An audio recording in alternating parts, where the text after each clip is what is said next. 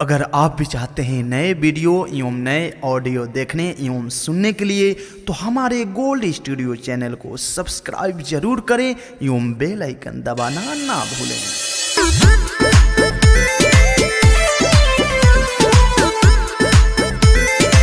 Mixed by Anil Raj.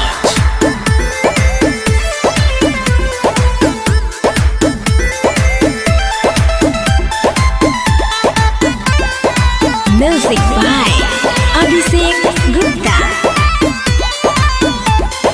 नया साल में नया नया प्यार भइल हमारा। नया साल में नया नया प्यार भइल हमारा।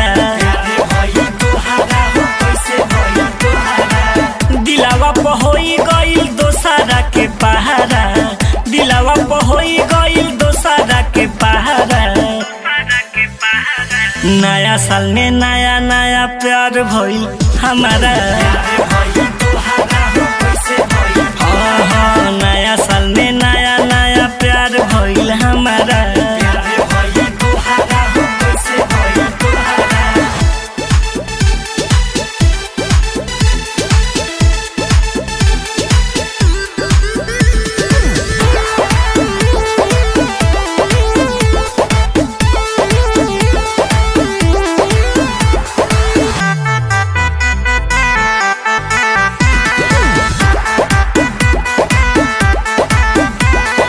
खुशी से झूमेला मनवा भइल बा जब से मिलनवा। जियारा मोर करेला आजू छुली ही हम समनवा।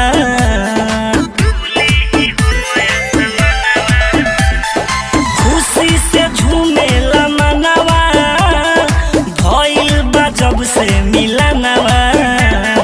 जियारा करतावे आजू छुली ही हम समनवा।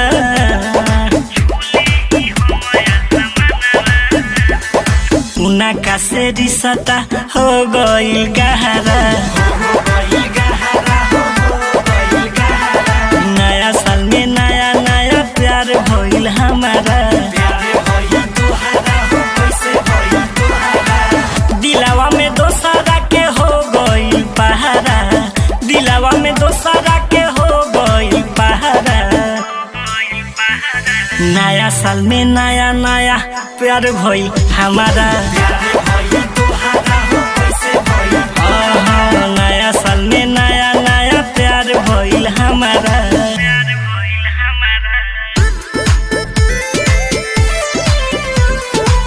Recording by Khushbu studio Harsiddhi.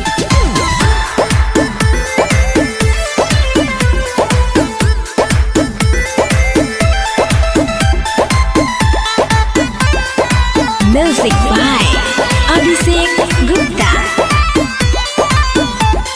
सूरज सने ही हम कहीं तोहरा से बात सब सही। आलोक स्वामी नया साल में उनके ही संगवा में रही। सूरज सने ही हम कहीं तोहरा से बात सब सही। आलोक अनिल नया साल में उनके ही संगवा में रही।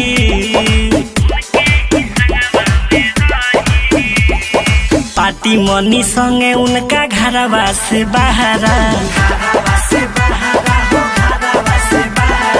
नया साल में नया नया प्यार भइल हमारा। दिलावा में होई गइल दोसरा के पहाड़ा। दिलावा में होई गइल दोसरा के पहाड़ा। नया साल में नया नया प्यार भइल हमारा।